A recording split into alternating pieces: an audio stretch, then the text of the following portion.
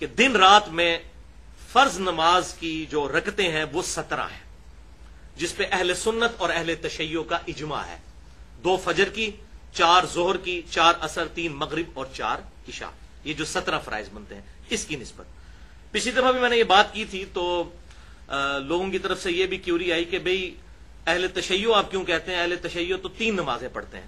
تو بھائیو، اہل تشیع 3 نمازیں نہیں پڑھتے، اہل تشیع بھی 5 نمازیں ہی پڑھتے ہیں۔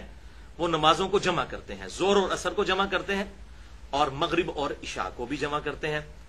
تو جہاں تک سفر کا معاملہ ہے، بخاری اور مسلم میں درجنوں احادیث موجود ہیں کہ آپ صلی اللہ علیہ وسلم سفر میں ہمیشہ ظہر اور عصر کو جمع کرتے تھے اور مغرب اور عشاء کو، اسے ظہرین اور مغربین کہا جاتا ہے۔ لیکن ایک حدیث ایسی ہے جو صحیح مسلم میں 3-4 طرق اس کے آئے ہیں، انٹرنیشنل نمبر کے مطابق 1629 نمبر اور 1633 نمبر، جس پہ امام نووی نے صحیح مسلم میں باب بھی باندھا ہے کہ سفر کے علاوہ حضر میں بھی، عام حالات میں بھی نمازیں جمع کی جا سکتی ہیں۔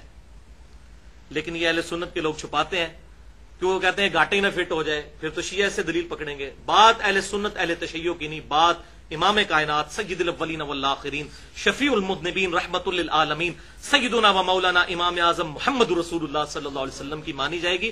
فرقہ واریت کی لعنت کو چھوڑیں، فرقہ واریت کو 3 طلاقیں دے کے 4 تکبیریں پڑھ کر دفنا دیں، تب یہ باتیں سمجھ آئیں گی۔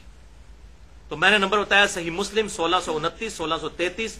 ابن عباس رضی اللہ تعالیٰ عنہ کہتے ہیں کہ نبی صلی اللہ علیہ وسلم نے ہمیں مدینہ شریف میں بغیر خوف کے، بغیر بارش کے اور بغیر سفر کے ظہر اور عصر کی نماز جمع کروائی۔ پہلے 4 فرض ظہر کے پڑھے، پھر 4 عصر کے جماعت کے ساتھ، اور پھر مغرب اور عشاء کی جمع کروائی، 3 مغرب کے فرض اور 4 عشاء کے۔ اب جب یہ انہوں نے بات کی ابن عباس رضی اللہ تعالیٰ عنہ نے، تو ظاہر ہے کہ آگے سب کے لیے پریشانی تھی۔ تو یہ حدیث جو تابعی بیان کرتے ہیں وہ ہیں سعید ابن جبیر رحمت اللہ علیہ، المتوفی 96 ہجری۔ جب انہوں نے یہ حدیث بیان کی، ابن عباس کے شاگرد تھے، تو ان کے آگے سے شاگرد جو ہیں وہ تبع تابعی ابو زبیر پوچھتے ہیں کہ سعید ابن جبیر، یہ آپ کیا کہہ رہے ہیں؟ آپ صلی اللہ علیہ وسلم نے عام حالت میں بھی نمازوں کو جمع کیا؟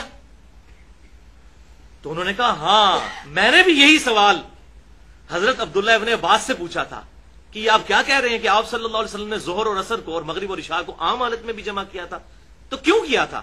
تو حضرت عبداللہ ابن عباس رضی اللہ تعالی عنہ نے فرمایا آپ صلی اللہ علیہ وسلم نے یہ اس لیے کیا تھا تاکہ امت کے لیے نمازوں کے معاملے میں کوئی تکلیف نہ باقی رہے، آسانی پیدا ہو جائے۔ حریص علیکم بالمؤمنین رؤوف الرحیم، اللہ کے محبوب صلی اللہ علیہ وسلم مومنین کی جانوں سے بڑھ کر ان پر رحم فرمانے والے ہیں۔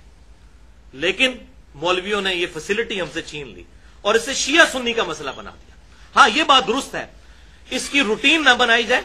کبھی کبھار کوئی جمع کرتا ہے، روٹین بھی اگر کوئی بنائے اس پہ فتویٰ کوئی نہیں لگے گا۔ ایون اہل تشیع کی کتابوں میں بھی یہ لکھا ہوا ہے کہ افضل یہی ہے کہ 5 نمازیں الگ الگ وقت میں پڑھی جائیں، یہ صرف جائز ہے۔ ہم بھی یہی کہتے ہیں، افضلیت یہی ہے کہ 5 نمازیں الگ الگ وقت میں پڑھی جائیں، لیکن اگر کوئی ان کو جمع کر لیتا ہے، فجر کو الگ پڑھتا ہے، ظہر و عصر کو جمع کرتا ہے اور مغرب اور عشاء کو، تو یہ بالکل اہل سنت اور اہل تشیع کا اس پر بھی اجماع ہے۔ یہ میں نے حوالہ اس حوالے سے کلیئر کر دیا کیونکہ یہ کافی سارے اس پہ کامنٹس لوگوں کے آ رہے تھے، میں نے کہا کہ اسے شروع میں ہی میں کلیئر کر دوں۔